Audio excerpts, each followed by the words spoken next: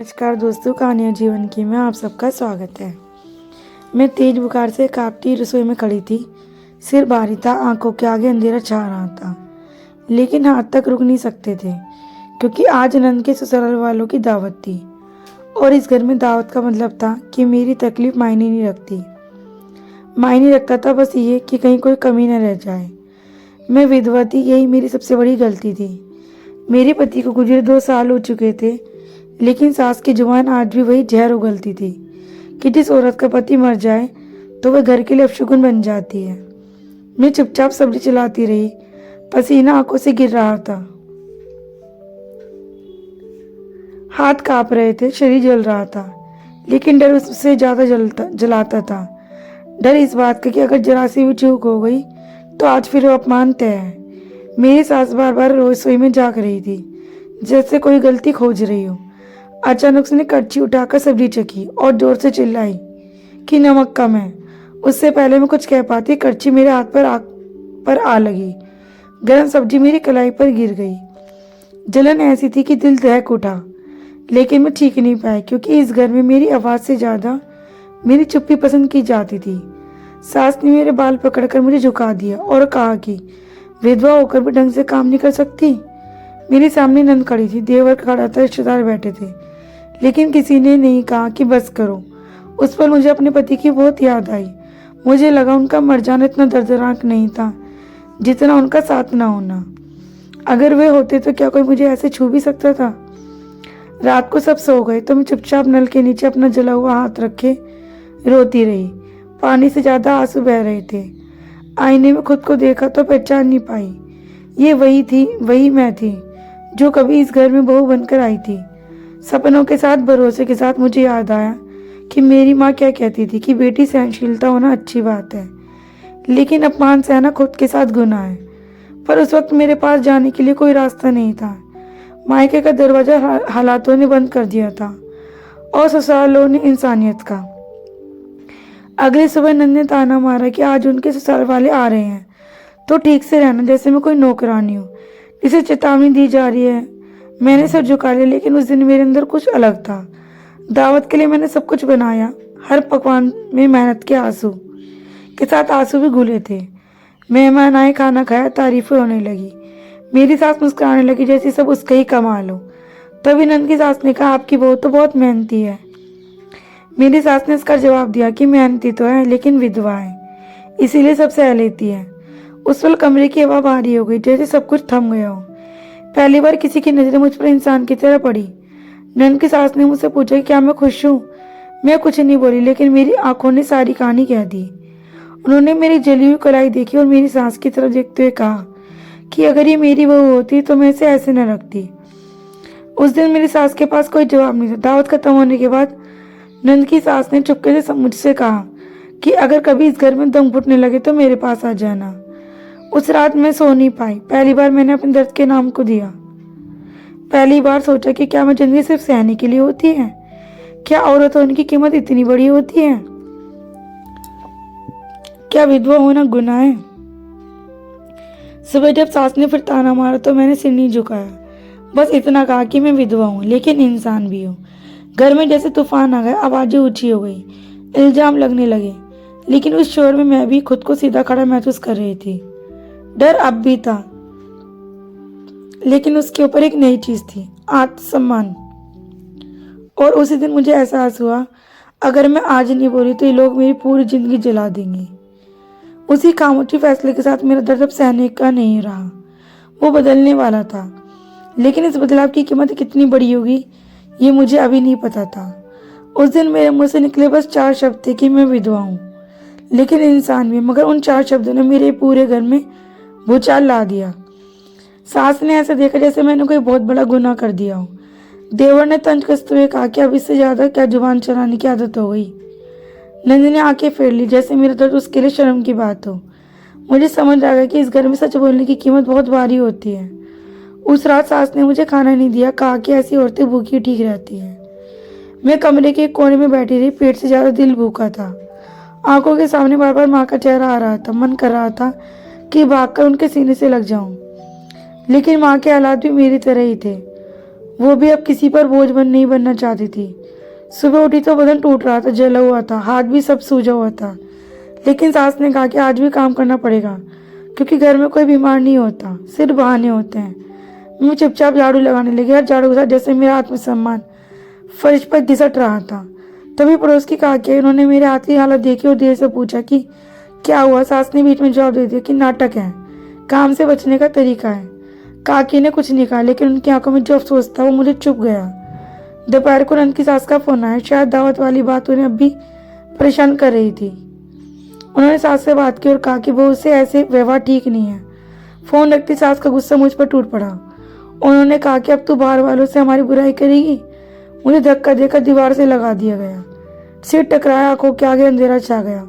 उस पर मुझे लगा कि मैं यहीं गिर जाऊंगी, लेकिन शायद किस्मत को अभी मेरा और इम्तिहान लेना था। उसी शाम सास ने ऐलान कर दिया कि अब से मैं घर के सारी भारी काम करूंगी, ताकि मेरी अकड़ निकल जाए। मैं समझ गई ये सिर्फ सजा नहीं थी, ये मुझे तोड़ने की कोशिश थी। रात को मैं देर तक छत को देखती रही। मन में बार बार यही सवाल उठ रहा था कि क्या मेरी पूरी जिंदगी इसी तरह बीतेगी, क्या मैं बस सहती रहूंगी। तभी मुझे याद है कि शादी से पहले मैं सिलाई का काम जानती थी। छोटी छोटी कढ़ाइयाँ बनाती थी, वो मेरी पहचान थी, जो इस घर में आकर कहीं खो गई थी। अगले दिन मैंने हिम्मत करके सास से कहा कि मैं बाहर सिलाई का काम करना चाहती हूँ, ताकि थोड़ा सारा मिल जाए।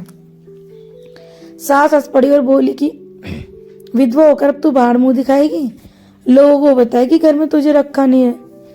मैं कुछ नहीं बोली। उसके मन में एक बीज बोया जा चुका था। उसी शाम काकी फिर आए। चुपके से बोली, अगर चाहो तो मेरी पहचान में एक महिला है जो काम दिला सकती है। मेरे दिल की धड़कनें तेज हो गई। डर भी था, लेकिन उम्मीद उससे बड़ी थी।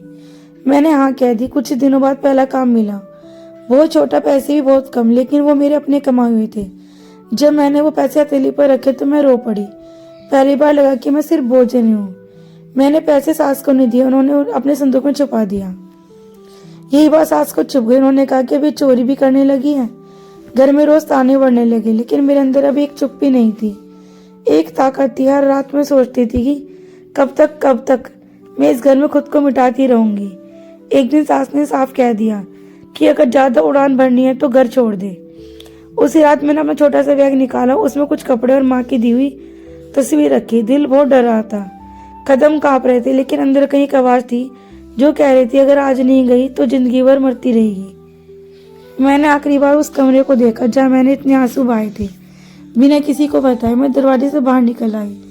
रात ठंडी थी, सड़क सुनसान थी। आंखों में आंसू बह रहे थे, लेकिन इस बार वो आंसू हार के नहीं थे। वो डर और दर्द और आजादी तीनों के मिले जुले थे। मुझे नहीं पता था कि आगे क्या होगा, कहाँ जाऊंगी, कैसे जीऊंगी, लेकिन इतना तय था कि अब मेरा दर्द सिर्फ सहने के लिए नहीं था, अब वो मुझे आगे ले जाने वाला था। और यही सोचते मैंने पहला कदम उस जिंदगी की तरफ बढ़ाया जहाँ शायद मुझे इंसान की तरह जीने का हक मिलेगा। लेकिन इस रास्ते की परीक्षा भी खत्म नहीं हुई थी। असली लड़ाई तब शुरू होने वाली थी। रात के अंधेरे में जब मैं घर से निकली तो मेरे पैरों के नीचे जमीन नहीं थी, सिर्फ डर था। हाथ में छोटा सा बैग, दिल में बरसों का जमा हुआ दर्द। सड़क सुनसान थी, हर कदम के साथ मन कांप रहा था। अगर किसी ने रोक लिया होता, अगर वापस ले गए तो। लेकिन किस्मत शायद पहली बार मेरी तरफ देख रही थी। मैं काकी के बताए पते पर पहुंची। दरवाजा खटखटाने में भी डर लग रहा था। कुछ देर बाद एक औरत ने दरवाजा खोला, वही जिनके बारे में काकी ने बताया था। उन्होंने मेरी हालत देखी, आंखों में जमी दहशत, चेहरे पर थकान। बिना सवाल किए मुझे अंदर बिठाया, पानी दिया। उस रात में पहली बार चैन से रोई। अगली सुबह जब आँख खुली तो दिल भारी था, सिर ऊंचा था। मुझे काम पर भेज दिया गया, छोटा सा सिलाई सेंटर। वहाँ मेरी जैसी कई औरतें थी, किसी को पति न छोड़ा था, कोई मार खाकर आई थी, कोई हालात से आ रही थी, लेकिन सबकी आंखों में एक जैसी चुप्पी थी जो बोलना चाहती थी। काम शुरू किया तो हाथ कांप रहे थे, पर हर टाके के साथ जैसा मेरा टूटा मन जुड़ रहा था। शाम को जब पहली मजदूरी हाथ में आई तो मैंने आसमान की तरफ देखा और मन ही मन अपने पति को याद किया। काश वो देख पाते कि उनकी पत्नी आज भी खड़ी है। उधर ससुराल में हंगामा मचा हुआ था। सास ने सबको बताया कि मैं भाग गई हूँ, मैं विधवा होकर बदनामी कर दी, घर की इज्जत मिट्टी में मिला दी। लेकिन अब उन बातों का शोर मुझ तक नहीं पहुंच रहा था। दिन बीतते गए, काम बढ़ता गया, आत्मविश्वास लौटने लगा। मैंने सिलाई के साथ साथ औरतों को भी सिखाना शुरू कर दिया। दर्द अब भी था, लेकिन वो मुझे कमजोर नहीं बना रहा था। एक दिन अचानक ससुराल से खबर आई कि सास बीमार है। मुझे बुलाया जा रहा, दिल धड़क उठा, पुराने जख्म फिर से हरे हो गए। लेकिन इस बार मैं वहीं डरी हुई बहू नहीं थी। मैं गई, दरवाजे पर कदम रखते वहीं दीवारें, वही कमरे, वही ताने आंखों के सामने घूम गए। सास बिस्तर पर पड़ी थी, कमजोर थकी। मुझे देखते उसकी आंखें भर आई। शायद पहली बार उसे एहसास हुआ कि जिसे उसने तोड़ा था वही आज उसके सामने खड़ी है। उसने कांपती आवाज में कहा, मुझे माफ कर दो। कि उस डर से समाज के दाव में मुझे कुचला। मैं चुप गई क्योंकि कुछ दर्द शब्दों से नहीं उतरते। मैंने उनके लिए पानी रखा, दवा दी, बस इतना कहा कि अब मैं उस घर में नहीं रह सकती जहाँ मेरी पहचान ही छीन ली गई हो। नंद ने सिर झुका लिया। देवर की आंखों में शर्म थी, लेकिन किसी ने मुझे रोकने की कोशिश नहीं की, क्योंकि उन्हें पता था मैं मजबूर नहीं हूँ, मैं फैसला हूँ। मैं वापस लौट आई अपने नए घर में, अपने नए जीवन में। आज मैं उसी सिलाई सेंटर की देखरेख करती हूँ, कई औरतों को रोजगार देती हूँ। जब कोई नई बहू टूटे चेहरे के साथ मेरे पास आती है तो मैं उसे गले लगाकर बस इतना कहती हूँ, सहना तुम्हारी मजबूरी हो सकती है, लेकिन टूटना तुम्हारी नियति नहीं। आज भी मैं विधवा हूँ, समाज की नज़रों में वही पहचान, लेकिन अब इस शब्द में मेरे लिए शर्म नहीं, ताकत है। क्योंकि मैंने सीखा कि औरतों को मारने के लिए हाथ उठाना जरूरी नहीं, चुप्पी भी एक हथियार होती है, और उस चुप्पी को तोड़ना सबसे बड़ा साहस है।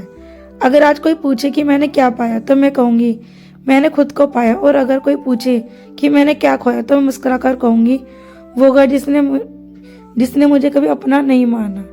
आज जब रात को थकी हुई आंखें बंद करती हूँ तो दर्द अब भी याद आता है, लेकिन वो दर्द मुझे रुलाता नहीं, मुझे याद दिलाता है कि मैं जिंदा हूँ, कि मैं टूटी नहीं। और शायद यही मेरी कहानी का सबसे सच्चा अंत है, कि जिस औरत को विधवा कहकर चुपचाप करा दिया गया था, वही औरत आज कई आवाज़ों की वजह बन चुकी थी।